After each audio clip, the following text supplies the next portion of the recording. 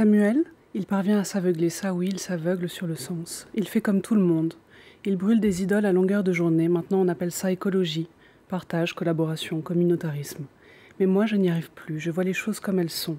Nous sommes des trentenaires veules qui élèveront leurs enfants dans un XXIe siècle, incapables de regarder les choses en face, de se confronter les yeux dans les yeux à l'absurdité de ce monde. La voix et les mots d'Anne Akrich, extrait d'Un monde nouveau, son tout dernier roman paru chez Julliard. Bienvenue Anne Akrich. Merci. Merci beaucoup d'avoir accepté notre invitation.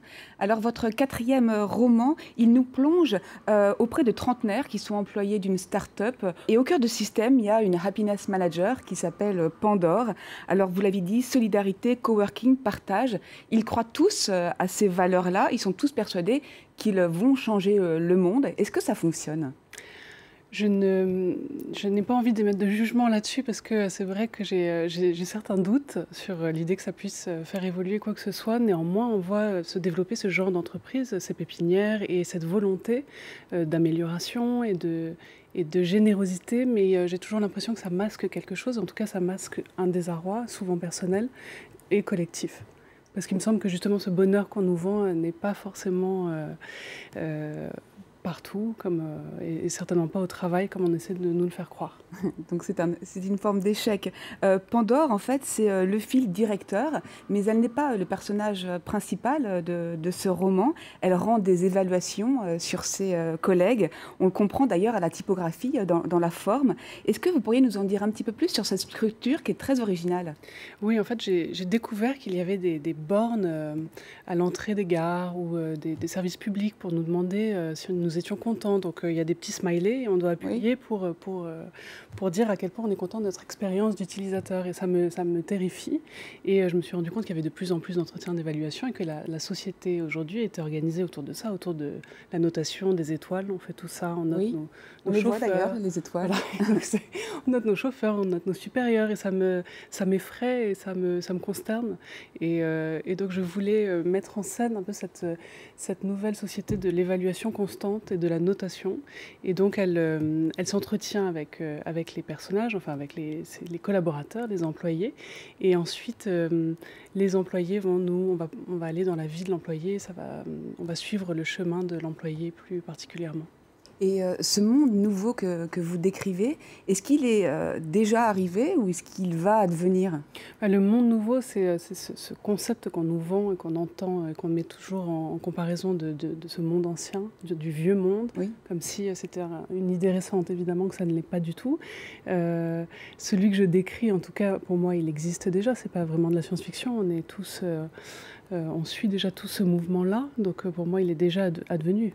Oui, donc quelle est finalement la part d'anticipation dans votre récit ? On sent quand même par certains aspects. C'est des petits décalages par rapport au réel ou des choses qui n'existent pas encore, mais c'est pas de la science-fiction pure. Disons que pour moi, c'est plus une projection angoissée du monde à venir. Et quelles sont les grandes métamorphoses dont vous parlez dans ce roman, les grands bouleversements qu'on vit ? Le grand bouleversement, c'est le numérique. C'est le numérique qui bouleverse notre rapport au monde, à l'amour, à autrui, dans nos relations personnelles, dans nos relations professionnelles. Donc il y a à la fois ce numérique, enfin, ce qu'on appelle le numérique, et la nouvelle... cette chose qui nous transforme tous. Et ensuite, il y a des thèmes, des thématiques que je charrie, qui sont l'écologie, le partage, le bonheur, justement le bonheur au travail, la quête de sens, qui est un grand leitmotiv de notre génération. Oui, et alors justement, ces trentenaires qu'on rencontre et avec qui on vit en tant que lecteur, est-ce qu'ils sont les victimes de ces bouleversements ou est-ce qu'ils sont, c'est plus ambigu, est-ce qu'ils sont plus acteurs ou proactifs de ces bouleversements ? Ils les mettent en œuvre, ils en sont les victimes, c'est à la fois le remède et le poison, on ne sait plus bien quelle est notre position dans tout ça, en tout cas, je pense qu'ils sont acteurs et victimes de tous ces changements, puisque, en tout cas, ces personnages-là ne sont pas satisfaits, ne sont pas à l'aise et ne sont pas heureux dans ce monde qu'ils mettent en place. Et justement, qu'est-ce qui rend si difficile pour cette génération de trouver sa place, à votre avis ? Je pense que ce n'est pas une question générationnelle, c'est plus une question humaine, de l'humanité. C'est comment on trouve sa place, comment on parvient à vivre, comment on supporte l'existence, comment on peut... être heureux.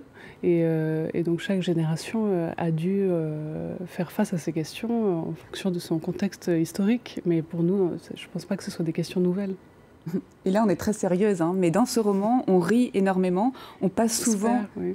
on passe souvent du rire à l'effroi. Est-ce que c'est une volonté, un parti pris? Oui, en tout cas, le regard que je pose sur le monde et sur ces personnes et sur ces personnages et sur moi-même et sur ma génération, c'est un regard assez tendre, mais quand même très ironique. Mais ironique en ce sens que ça déshabille un peu l'hypocrisie, que c'est la mauvaise conscience de l'hypocrisie, comme disait Yankelevitch. Dire des choses avec finesse, mais les dire quand même. Oui, c'est quand même l'intérêt de se pencher sur ces questions-là, en essayant de poser quand même un regard qui relève de l'humour et du comique quand même. Oui, effectivement. C'est très important pour moi, en tant que, voilà, c'est ce que j'essaie de faire quand j'écris en tout cas. Et ça ressort beaucoup. Et pour en savoir plus, on est allé à la rencontre de quelqu'un qui vous connaît bien. Il est écrivain, aussi éditeur et critique littéraire. Il est l'un des tout premiers à avoir lu et soutenu votre premier roman il y a 4 ans et il vous suit depuis. Je lui ai demandé ce qui faisait selon lui la force de votre écriture. Voilà ce qu'il en dit et il ajoute un petit conseil en plus. Je sens quelqu'un qui aime la vie, mais qui n'a pas l'intention d'être indulgente avec la vie, qui a l'intention de la tourner, de la retourner sur le grill de sa lucidité. Il lui manque une chose pour être grand écrivain, c'est se répéter. Pour l'instant, elle écrit des livres qui plongent dans des aquariums très divers, dans des contextes très divers. Il faudrait qu'elle apprenne à dire la même chose, de livre en livre. Jean-Paul Enthoven, qui parle merveilleusement bien des livres, enfin je parle pas seulement de moi, mais qui est une personne qui parle avec intelligence et finesse, et qui en plus est un ami merveilleux. Je suis très contente de l'avoir vu. Alors Jean-Paul Enthoven, justement, il le dit, il dit que vous avez exploré dans vos précédents romans des univers très différents. Et par exemple, la figure de Marlon Brando dans Il faut se méfier des hommes nus, un très beau titre d'ailleurs. Et vous parlez en fait du film Les Révoltés du Bounty, vous partez de là, qui se déroule d'ailleurs à Tahiti. Est-ce que pour vous, c'est une manière aussi d'évoquer vos racines et puis peut-être votre enfance à Tahiti ? Oui, je voulais écrire un livre sur cette île parce qu'elle me semble très très romanesque et peu exploitée, en tout cas dans la littérature contemporaine. C'est un territoire de fantasme absolu, oui. Depuis la découverte. Et donc je voulais la mettre en scène dans un contexte contemporain. Et donc oui, j'ai pris l'idée d'un tournage sur la vie de Marlon Brando qui se passait aujourd'hui à Tahiti et qui retraçait justement le tournage des Révoltés du Bounty. Et d'où vient ce titre? Il est très beau. C'est une phrase du livre. Et donc c'est les hommes nus. Mais alors qui sont les hommes nus? C'est surtout l'homme sauvage, ou en tout cas le bon sauvage, c'est toutes ces idées qu'on a projetées sur Tahiti en se disant que plus les hommes étaient nus, plus ils étaient authentiques. Et donc c'est pour un peu révéler tous ces fantasmes et peut-être ces erreurs sur ces conceptions-là. Et il faut s'en méfier. Beaucoup, beaucoup. Alors en fait, dans tous ces univers qui sont très différents, il y a quand même ce qui sous-tend vos textes, en tout cas ce qu'on peut ressentir, c'est qu'il y a toujours, ça part d'une relation à l'autre et puis surtout une importance qui est donnée à l'amour. Est-ce que pour vous, c'est le fondement de tout ? Oui, ça m'intéresse beaucoup, ça m'intéresse énormément l'amour et l'intime, et ce sont des choses que j'essaie de développer, évidemment, et le sexe, qui est un des avatars de l'amour, m'intéresse aussi énormément. Et donc, oui, de livre en livre, j'essaie d'explorer ces questions-là. Et une dernière question, dans Traité de savoir-rire à l'usage des embryons, vous vous adressez à votre enfant à naître. Ça prend la forme en quelque sorte d'un anti-manuel de grossesse. Là encore, c'est très drôle. Quelles étaient vos intentions avec ce récit-là ? Je voulais raconter à cet enfant qui allait naître d'où il venait, et donc qui étaient ses parents, et comment une association complètement absurde entre son père et moi allait le faire naître. Voilà. Absurde, pas si absurde que ça. En tout cas, surprenante. Alors pour clore cette émission, on vous a demandé de venir accompagné d'une recommandation culturelle et vous avez choisi le dernier album de Cassius. Alors pourquoi ce choix ? Parce que j'aime beaucoup leur musique, qu'ils sortent un album là dans quelques semaines, quelques jours, et donc quelques singles sont sortis et je les trouve formidables. On va pouvoir en écouter quelques notes. Leur aventure à Cassius, elle est loin d'être finie d'ailleurs.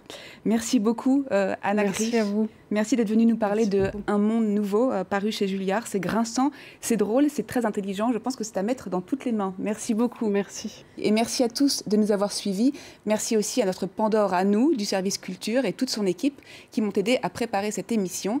Et on se quitte avec un extrait du titre Rock Non-Stop de Cassius que vous nous recommandez, Anna Krisch. À très bientôt.